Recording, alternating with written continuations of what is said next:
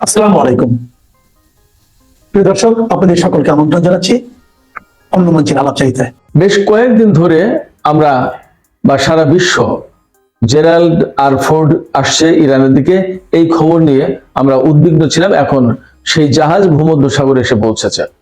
যদিও জাহাজটি সুয়েজ খাল পার হয়ে, লোহিত সাগর পার হয়ে, বাবাল মানদেব দিয়ে, ভারত মহাসাগর হয়ে ওমান সাগর বা আরব সাগরে এখনো আসেনি, কিন্তু ভূমধ্য সাগরের যেখানে আছে সেখান থেকে তারা চাইলে ইরানের উপর হামলা চালাতে পারবে। সেখান থেকে তারা বিমান হামলা চালাতে পারে, সেখান থেকে তারা ক্রুজ ক্ষেপণাস্ত্র বা ব্যালিস্টিক ক্ষেপণাস্ত্র দিয়ে ইরানের উপর হামলা চালাতে পারে। কিন্তু এখনো নিশ্চিত নয় যে তারা ভূমধ্য সাগর থেকে ইরানের বিরুদ্ধে হামলা চালাবে নাকি সুয়েজ খাল হয়ে ভারত মহাসাগরে বা ওমান উপসাগর অথবা আরব সাগরে এসে ইরানের বিরুদ্ধে যুদ্ধে যুক্ত হবে। আমরা এরই মধ্যে জানি যে গালফ অফ ওমান বা আরব সাগরে আব্রাহাম লিঙ্কন বিমানবাহী রণতরী অবস্থান করছে। এই যে দুটো বিমানবাহী রণতরী পাঠালো আমেরিকা, এর গুরুত্ব কি? এই দুটো রণতরীতে কত বিমান থাকতে পারে? এই দুটো রণতরীর সাথে যে ডিস্ট্রয়ার, ক্রুজার, সাবমেরিন আছে, তাতে টোটাল সৈন্য সংখ্যা কত, তাতে কত মিসাইল এবং টোটাল ফায়ার পাওয়ার অর্থাৎ সামরিক সক্ষমতা কি, এই সমস্ত নিয়ে বিস্তারিত আলোচনা করব। দর্শক, ভিডিওটি না টেনে সাথেই থাকুন, পুরোপুরি বিষয়গুলো জানতে পারবেন আশা করি। জেরাল্ড আর ফোর্ড আসার গুরুত্বটা কি? জেরাল্ড আর ফোর্ড আসার গুরুত্ব হচ্ছে এই যে এতদিন আব্রাহাম লিঙ্কন ছিল, এখন জেরাল্ড আর ফোর্ড এসে পৌঁছানোর কারণে দুটো স্ট্রাইক গ্রুপ যুক্ত হচ্ছে ইরানের বিরুদ্ধে যুদ্ধের জন্য। যদি যুদ্ধ শুরু হয় তাহলে দুটো স্ট্রাইক গ্রুপ ইরানের উপর হামলা চালাতে পারবে। দুটো স্ট্রাইক গ্রুপে রয়েছে অন্তত 130 থেকে 150টি বিমান, যুদ্ধ বিমান, যাতে রয়েছে F-18 হর্নেট বিমান, তারপরে রয়েছে EA-18G গ্রোলার বিমান। এই বিমানগুলো ইলেকট্রনিক ওয়ারফেয়ার এবং জামার হিসেবে কাজ করে। রয়েছে 2D hockey early warning system, C-2A grey hound, এই ধরনের বিভিন্ন রকমের বিমান। এই দুটো স্ট্রাইক গ্রুপে যে বিমান এবং সেনা রয়েছে তাতে টোটাল দুটো স্ট্রাইক গ্রুপে 12 থেকে 13,000 সেনা রয়েছে। এর মধ্যে ফোর্ড অর্থাৎ জেরাল্ড আর ফোর্ড রণতরীতে 70 থেকে 90টি বিমান রয়েছে, আর আব্রাহাম লিঙ্কনে থাকতে পারে 65 থেকে 70টি বিমান। প্রতিটি স্ট্রাইক গ্রুপে প্রচুর পরিমাণে ক্ষেপণাস্ত্র থাকে। এই সমস্ত ক্ষেপণাস্ত্রের ভেতরে ক্রুজ ক্ষেপণাস্ত্র থাকে, ব্যালিস্টিক ক্ষেপণাস্ত্র থাকে এবং ডিফেন্স সিস্টেম থাকে, ক্ষেপণাস্ত্র ও বিমান প্রতিরক্ষা ব্যবস্থা থাকে। এই সমস্ত স্ট্রাইক গ্রুপ বিশেষভাবে পরিচিত। এখানে টোমাহক ক্রুজ ক্ষেপণাস্ত্র থাকে।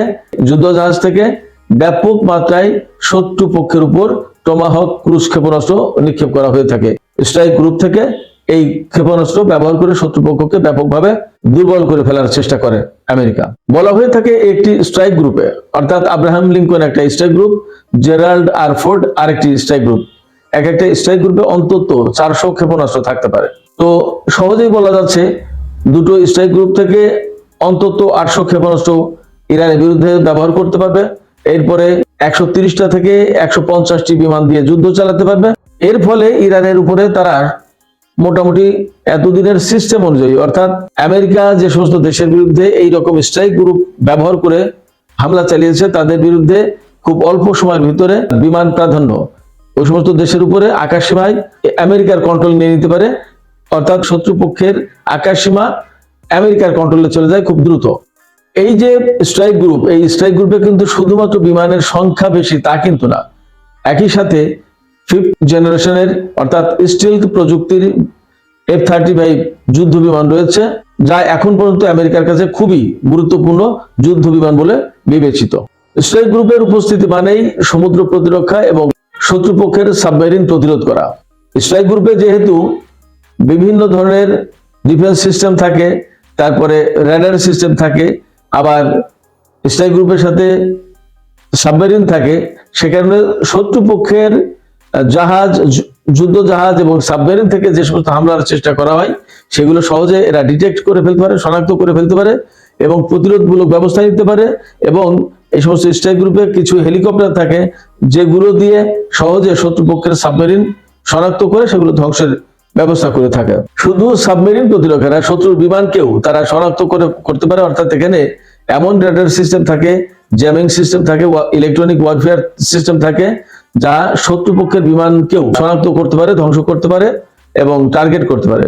সবচেয়ে বড় কথা হচ্ছে যে এই যে স্ট্রাইক গ্রুপ, অর্থাৎ আব্রাহাম লিঙ্কন বা জেরাল্ড আর ফোর্ড বিমানবাহী রণতরী, এই যে স্ট্রাইক গ্রুপগুলো, এই স্ট্রাইক গ্রুপগুলো প্রকৃতপক্ষে আমেরিকার এক একটা যুদ্ধক্ষেত্র। সেখানে ব্যাপক পরিমাণে যেমন সেনা থাকে, তেমনি বিমান, তেমনি ক্ষেপণাস্ত্র, তেমনি টোটাল সিস্টেম থাকে, অর্থাৎ একদম স্বয়ং সম্পূর্ণ একটা যুদ্ধক্ষেত্র এক একটা বিমানবাহী রণতরী বা তার সাথে থাকা যে জাহাজগুলো, এগুলো টোটাল একটা স্ট্রাইক গ্রুপ। এই স্ট্রাইক গ্রুপটা একটা স্বতন্ত্র এবং স্বয়ং সম্পূর্ণ যুদ্ধক্ষেত্র। এখন বলতে হবে, এই যে আমেরিকা জেরাল্ড আর ফোর্ড ভূমধ্য সাগরে পাঠালো, প্রশ্ন হচ্ছে এই বিমানবাহী রণতরী কি ওখানেই থাকবে, অর্থাৎ ভূমধ্য সাগরেই থাকবে, নাকি সেটা আরব সাগরে বা ওমান উপসাগরে আসবে? আমি আপনাদেরকে একটু বলি। বর্তমানে এই বিমানবাহী রণতরীটি এতদিন ধরে আটলান্টিক মহাসাগর এবং ক্যারিবিয়ান সাগরে চলাচল করতো, সেই দিকেই সে থাকতো। ইরানের সাথে মারাত্মক রকমের সামরিক উত্তেজনা দেখা দেওয়ার পর ডোনাল্ড ট্রাম্প এই স্ট্রাইক গ্রুপকে ইরানের দিকে রওনা করতে নির্দেশ দিয়েছে।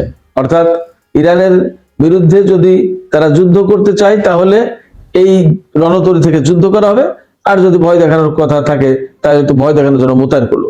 এখন ভূমধ্য সাগরে বর্তমানে এই বিমানবাহী রণতরীটি বা স্ট্রাইক গ্রুপ অবস্থান করছে সাইপ্রাসের কাছাকাছি বা তুরস্ক, সিরিয়া অথবা ইসরায়েলের উপকূলের কাছাকাছি এই অঞ্চলে অবস্থান করছে। কিন্তু এই জেরাল্ড আর ফোর্ড সেখানে যে অবস্থান করবে তার নিশ্চয়তা নেই।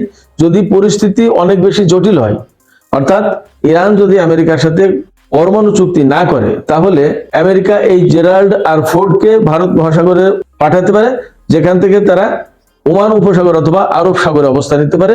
ওমান উপসাগর বা আরব সাগরে অবস্থান নেওয়া মানে হচ্ছে একেবারে ইরানের কাছাকাছি, প্রায় 500-700 কিলোমিটারের ভেতরে। আর ভূমধ্য সাগর থাকলে সেটা 1500-2000 কিলোমিটারের বেশি দূরত্বে থাকবে। এখন কাছাকাছি আসতে পারা মানে আব্রাহাম লিঙ্কনের কাছে আসা, এবং ভারত মহাসাগর ভূমধ্য সাগরের চেয়ে বড় বিস্তৃত অঞ্চল, এখানে হয়তো তারা আরো বেশি সুযোগ সুবিধা পেতে পারে। কিন্তু এখানে কতগুলো ব্যাপার আছে।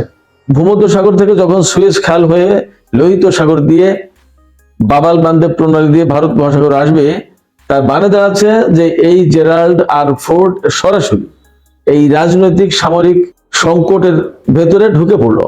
তার মানে ইয়েমেনের হুতিরা বাবাল বান্দেব প্রণালী এবং লোহিত সাগরের পূর্ব অঞ্চল, এই অঞ্চলের নিয়ন্ত্রণ মোটামুটি তারা করে।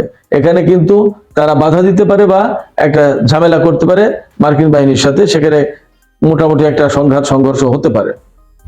এরপরে যদি জেরাল্ড আর ফোর্ড ভারত মহাসাগর হয়ে ওমান উপসাগর বা আরব সাগরে অবস্থান নেয়, তাহলে এটা যেমন ইরানের কাছাকাছি চলে আসলো, ঠিক তেমনি ইরানেরও ক্ষেপণাস্ত্র বা তারা যে সমস্ত অস্ত্র দিয়ে, ড্রোন, ক্ষেপণাস্ত্র বা বিমান যা দিয়ে হোক প্রতিরোধ গড়ে তুলবে, সেইগুলোরও পাল্লার ভেতরে, রেঞ্জের ভেতরে চলে আসলো। অর্থাৎ তারা যেমন ইরানের কাছে আসলো, তেমনি এগুলো ইরানের প্রতিরোধ ব্যবস্থার আওতায়ও চলে আসলো, এটাও ঠিক। এখন এই জায়গায় একটাই প্রশ্ন, জেরাল্ড আর ফোর্ড এবং আব্রাহাম লিঙ্কন মোতায়েনের পর এবং মধ্যপ্রাচ্যে আরো বিভিন্ন ঘাঁটিতে আমেরিকা যে সমস্ত সেনা বিমান এবং ক্ষেপণাস্ত্র প্রতিরক্ষা ব্যবস্থা রয়েছে, সেগুলো ব্যবহার করে যদি ইরানের সাথে যুদ্ধ করতে যায়, তাহলে আমেরিকার 40,000-50,000 সেনা যুদ্ধে যুক্ত হতে পারে বলে মনে করা হচ্ছে বা বিভিন্ন তথ্য থেকে জানা যাচ্ছে। এই অবস্থায় ইরান কি করবে সেটা একটা ব্যাপার। ইরানের হাতে রাশিয়া এবং চীনের বিভিন্ন রকমের ক্ষেপণাস্ত্র প্রতিরক্ষা ব্যবস্থা, electronic warfare system, jammer system এবং রেডার সিস্টেম এসে পৌঁছেছে। এছাড়া আমরা বিভিন্ন সূত্র থেকে জানতে পারছি যে রাশিয়া এরই মধ্যে ইরানকে F-35 যুদ্ধ বিমান দিয়েছে, রাশিয়া বিভিন্ন রকম বিমান দিয়েছে। আসলে কি কি বিমান এবং কি কি অস্ত্র দিয়েছে সরাসরি জানা না গেলেও মোটামুটি এইটা বিভিন্ন সূত্র থেকে জানা যাচ্ছে যে গত কিছুদিন ধরে একের পর এক রাশিয়া এবং চীনের সামরিক পরিবহন বিমান একের পর এক ইরানে এসেছে, এবং সেগুলো বিভিন্ন রকমের সামরিক সরঞ্জাম, বিমান এবং বিভিন্ন রকমের রেডার সিস্টেম, ক্ষেপণাস্ত্র প্রতিরক্ষা সিস্টেম এগুলো এনেছে। তাতে ইরানও ব্যাপকভাবে প্রস্তুতি নিয়েছে। এখন দেখা যাচ্ছে যে যদি যুদ্ধ শুরু হয় তাহলে এর সাথে যুক্ত হবে ইসরায়েল। তখন ইরানের সামনে ভয়ঙ্কর প্রতিরোধ গড়ে তোলার একটা চেষ্টা থাকবে, কিন্তু রাশিয়ান, ইরানিয়ান এবং চীনের এই সমস্ত সিস্টেম এবং অস্ত্র ও প্রতিরক্ষা সরঞ্জাম কতটুকু ইসরায়েল এবং আমেরিকার প্রযুক্তির বিরুদ্ধে কতটুকু কার্যকর হয় সেটা দেখার ব্যাপার। সুপ্রিয় দর্শক, আজকের আলোচনা এখানে শেষ করতে চাই। যাবার আগে আপনাদের কাছে বলি, যে আপনারা কি মনে করেন জেরাল্ড আর ফোর্ড ভূমধ্য সাগরে পাঠানোর পর এখন যুদ্ধের আশঙ্কা আরো অনেক বেশি বেড়ে গেল এবং এতে কি মনে হচ্ছে যে যুদ্ধ শুরু হয়ে যেতে পারে? সুপ্রিয় দর্শক, কমেন্টে আপনাদের মতামত জানাতে পারেন আর ভিডিও লাইক কমেন্ট শেয়ার করার অনুরোধ রইল। সাথে সাথে চ্যানেলটি সাবস্ক্রাইব করে সঙ্গেই থাকুন। আপনাদের সবাইকে অনেক অনেক ধন্যবাদ। আল্লাহ হাফেজ।